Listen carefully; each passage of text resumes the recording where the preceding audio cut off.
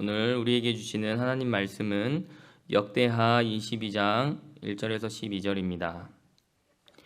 함께 읽겠습니다. 예루살렘 주민이 여호람의 막내 아들 아하시야에게 왕위를 계승하게 하였으니 이는 전에 아라비아 사람들과 함께 와서 진을 치던 부대가 그의 모든 형들을 죽였음이라. 그러므로 유다 왕 여호람의 아들 아하시야가 왕이 되었더라. 아하시야가 왕이 될 때에 나이가 42세라. 예루살렘에서 1년 동안 다스리니라. 그의 어머니의 이름은 아달랴여 우므리의 손녀더라. 아하시야도 아합의 집 길로 행하였으니 이는 그의 어머니가 꾀어 악을 행하게 하였음이라. 그의 아버지가 죽은 후에 그가 패망하게 하는 아합의 집의 가르침을 따라 여호와 보시기에 아합의 집같이 악을 행하였더라. 아하시야가 아합의 집의 가르침을 따라 이스라엘 왕 아합의 아들 요람과 함께 길르앗 라못으로 가서 아람 왕 하사엘과 더불어 싸우더니 아람 사람들이 요람을 상하게 한지라. 요람이 아람 왕 하사엘과 싸울 때에 라마에서 맞아 상한 것을 치료하려 하여 이스라엘로 돌아왔더라. 아합의 아들 요람이 병이 있으므로 유다 왕 여호람의 아들 아사랴가 이스라엘에 내려가서 방문하였더라. 아하시야가 요람에게 감으로 해를 입었으니 이는 하나님께로 말미암은 것이라. 아하시야가 갔다가 요람과 함께 나가서 님시의 아들 예후를 맞았으니 그는 여호와께서 기름을 부으시고 아합의 집을 멸하게 하신 자이더라. 예후로 하여금 아합의 집을 심판하게 하실 때에 유다 방백들과 아하시야의 형제들의 아들들 곧 아하시야를 섬기는 자들을 만나서 죽였고 아하시야는 사마리아에 숨었더니 예후가 찾음에 무리가 그를 예후에게로 잡아가서 죽이고 이르기를 그는 전심으로 여호와를 구하던 여호사밧의 아들이라 하고 장사하였더라. 이에 아하시야의 집이 약하여 왕위를 힘으로 지키지 못하게 되니라. 아하시야의 어머니 아달랴가 자기의 아들이 죽은 것을 보고 일어나 유다 집의 왕국의 씨를 모두 진멸하였으나 왕의 딸 여호사브앗이 아하시야의 아들 요아스를 왕자들이 죽임을 당하는 중에서 몰래 빼내어 그와 그의 유모를 침실에 숨겨 아달랴를 피하게 하였으므로 아달랴가 그를 죽이지 못하였더라. 여호사브앗은 여호람 왕의 딸이요 아하시야의 누이요 제사장 여호야다의 아내이더라. 요아스가 그들과 함께 하나님의 전에 6년을 숨어 있는 동안에 아달랴가 나라를 다스렸더라. 아멘.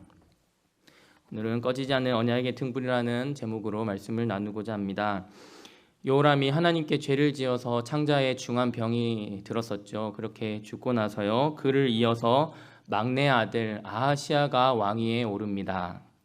그런데요, 아하시야에 대한 평가가 썩 좋지 않습니다. 3절을 보십시오. 그 역시 아합의 집의 길로 행했다라고 평가하고 있습니다. 또 4절을 보니까요, 그의 아버지가 죽은 후에 그가 패망하게 하는 아합의 집의 가르침을 따라 여호와 보시기에 아합의 집같이 악을 행하였더라. 여기서 패망하게 하는 이라는 수식어를 덧붙이면서 아합의 집의 길이 얼마나 끔찍한지를 강조하고 있습니다. 얼마나 어리석은지를 이렇게 말하고 있는 거죠. 여호람이 어쩌다가 그 패망하게 하는 아합의 집의 길로 행하게 되었을까요? 3절에서 본문은 그의 어머니가 꾀어서 악을 행했기 때문이라고 말씀하고 있습니다. 아시다시피 그의 어머니는 북이스라엘의 아합과 이세벨의 딸 아달랴입니다. 어제 우리는 아달랴가 자신의 남편에게 얼마나 안 좋은 영향을 끼쳤는지를 살펴보았는데요. 오늘 본문에서는 그의 아들에게까지도 악영향을 끼치고 있다는 걸 볼 수가 있습니다. 3절에서 꾀다라는 단어는 히브리어로 애차라는 단어인데요. 조언이라는 의미가 있지만 그 외에도 계략, 유혹이라는 뜻이 담겨 있습니다. 다시 말해서 어머니 아달랴는 단순히 아들에게 조언만 하는 것이 아니라 유혹을 하고 또 계략을 꾸몄다라는 것이죠. 정치와 신앙 모두에 있어서 조종하고 또 죄를 짓게 했던 것입니다. 그래서 아하시야는 예루살렘의 왕이었음에도 불구하고요, 마음은 사마리아의 그 바알 신전에 묶여 있었던 것입니다. 또 한 명의 어리석은 왕이 되고 말았습니다. 이 시기에는 이스라엘이 아람과 전쟁 중에 있었죠. 아하시아는 외갓집 영향으로 북이스라엘의 왕 요람과 동맹을 맺고 길르앗 라못 전투에 함께 참여하게 되는데요. 어디서 많이 본 듯한 장면이지 않습니까? 바로 아하시아의 할아버지 여호사밧이 아합과 연합했던 그 잘못을 되풀이하고 있는 것입니다. 그런데 아람 군대로 인해 북이스라엘의 요람 왕이 부상을 당합니다. 그래서 치료를 받기 위해서 라마에서 이스라엘로 향하게 되는데요. 근데 7절은 그것을 하나님께 말미암은 것이다 이렇게 말씀합니다. 이 말은 이 일이 우연히 일어난 일이 아니라 모든 것이 하나님의 공의로운 손길 가운데서 일어나는 일이었다라는 것입니다. 그렇다고 하나님께서 죄를 조장하셨다는 뜻은 아닙니다. 하나님께서 그 일이 일어나도록 허락하셨다라는 겁니다. 하나님은 인간의 선택을 통해서도 자신의 공의로운 뜻을 이루어 가십니다. 그리고 공의로우신 하나님께서는 악을 결코 지나치지 않으십니다. 하나님은 이 일에 예후라고 하는 인물을 사용하셨습니다. 예후를 통해 아합 가문 전체를 심판하셨고요. 더 나아가 아합 가문과 동맹을 맺고 바알 숭배에 찌들어가고 있는 그 유다 왕 아하시아도 심판하셨던 것입니다. 아하시아가 예후를 피해서 사마리아에 숨었지만 하나님의 심판의 손길은 결코 피할 수 없었습니다. 이처럼 하나님을 떠난 동맹과 인간적인 타협은 결국 함께 무너질 수밖에 없고요. 하나님의 심판은 우리가 피하려고 해도 피할 수 없습니다. 우리는 어떻습니까? 우리도 때때로 하나님보다 사람의 관계를 더 중요하게 여기지는 않습니까? 세상과의 동맹을 통해서 안정을 얻으려 하고 있지는 않으신지요? 신앙의 길에서 이 정도는 괜찮겠지. 이 사람과 관계를 유지하려면 이 정도는 눈 감아야 하지 하면서 타협할 때가 있지 않습니까? 그러나 하나님을 떠난 동맹은 언제나 실패로 귀결됨을 기억하시기 바랍니다. 그 길이 아무리 좋아 보여도, 그 만남이 아무리 따뜻해 보여도 하나님이 원치 않으시는 동맹은 결국 심판으로 향한다라는 것입니다. 아하시아가 요람을 병문안하러 갔지만 그 길은 곧 하나님의 심판을 받는 길이었습니다. 그렇다면 오늘 우리의 걸음은 어디로 향해야 하겠습니까? 우리는 누구와 동행해야 하겠습니까?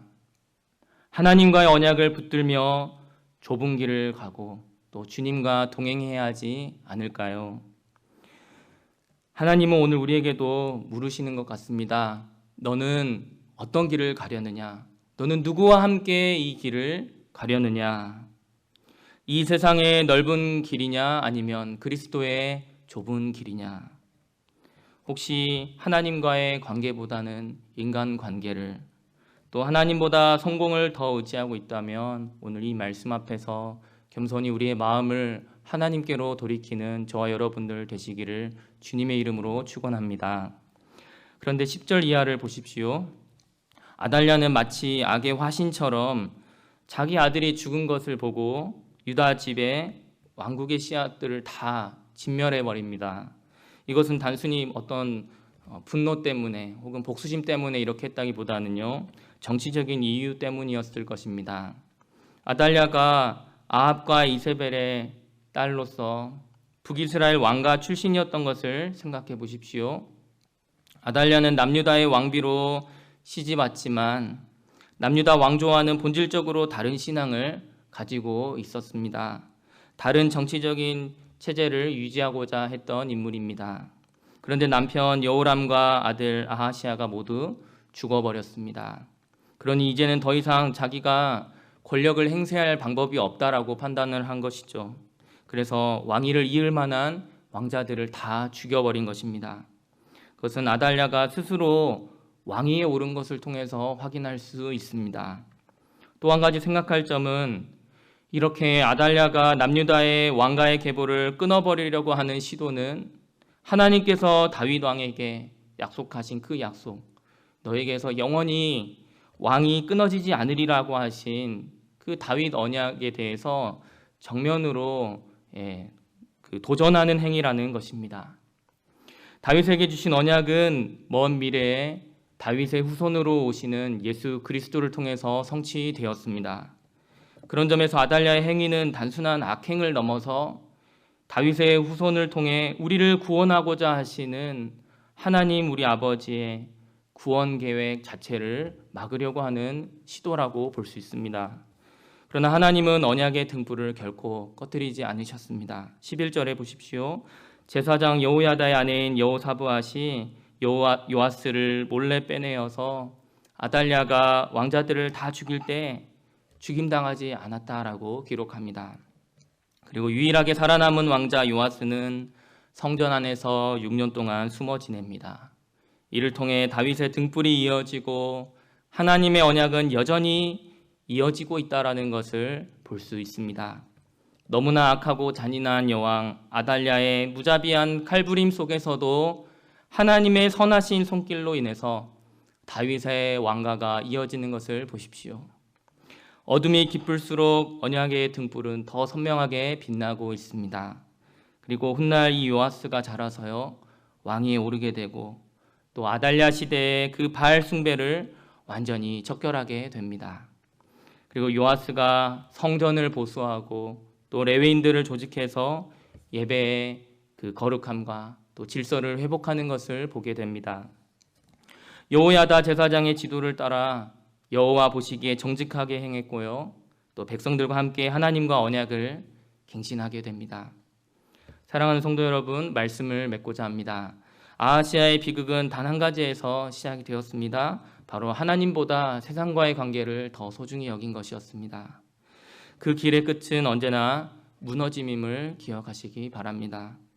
그러나 그 무너짐 속에서도 하나님은 한 생명을 남기셨습니다. 그것이 은혜이죠. 인간들은 언약을 배반해도 하나님은 언약을 기억하시고 잊지 않으시고 그 언약대로 당신의 선하신 은혜의 손길을 베푸십니다. 어제 본문과 동일하게 오늘 말씀에서도 인간의 죄악과 그 가운데서도 하나님의 신실하심이 드러나고 있습니다. 오늘 우리에게 필요한 것은 여호람과 혹은 아하시아의 그 타협이 아니라 하나님의 신실하심과 예수 그리스도의 그 풍성한 은혜입니다. 예수님의 그 순종입니다. 다윗의 후손으로 오신 예수님 안에서 하나님은 여전히 우리에게 등불을 비추고 계신 줄로 믿으시기 바랍니다. 이 등불이 우리의 가정과 교회 그리고 우리 대한민국이 위해 꺼지지 않기를 소망합니다. 어둠이 깊을수록 하나님의 등불은 꺼지지 않습니다. 세상의 타협이 짙어가지만 믿음의 순종은 더욱 밝게 빛날 것입니다. 그리스도께서 우리 안에 있는 우리 마음에 있는 그 등불을 다시 밝혀주실 것입니다. 그래서 우리 모두 세상의 유혹에 타협하지 않고 말씀 위에 굳게 서서 오직 여호와 하나님만 섬기게 되기를 주님의 이름으로 축복합니다. 기도하겠습니다. 하나님 우리 아버지 은혜와 사랑을 감사드립니다. 오늘 말씀을 통해 아하시아처럼 하나님보다 세상과의 관계, 인간과의 관계를 더 우선할 때 그 길의 끝이 얼마나 비참한지를 보았습니다. 우리가 눈앞의 유익을 쫓아 세상과 타협하며 걸었던 그동안의 모든 발걸음 멈추게 해주시고 오직 주님과 언약을 붙잡는 믿음의 길로 인도하여 주시옵소서. 아달랴가 칼부림을 치는 속에서도 요아스를 남겨주시고 또 다윗의 그 등불을 끄지 않으신 하나님의 그 신실하심, 그 은혜를 찬양합니다. 우리의 연약함 속에서도 언약을 지키시는 주님, 그리스도 예수 안에서 우리 안에 있는 믿음의 등불을 다시 밝혀주시옵소서. 그래서 각 가정과 우리 향상교회와 우리 대한민국 위에도 그 꺼지지 않는 등불을 비춰주시고 어둠이 깊을수록 더 밝게 빛나는 주의 은혜로 살게 하여 주시옵소서. 세상 길이 아니라 인간의 길이 아니라 예수 그리스도의 좁은 길을 걷게 해주시고 그 길 끝에서 주님만이 우리의 등불이심을 고백하게 하여 주옵소서. 감사드리며 예수님의 이름으로 기도합니다. 아멘.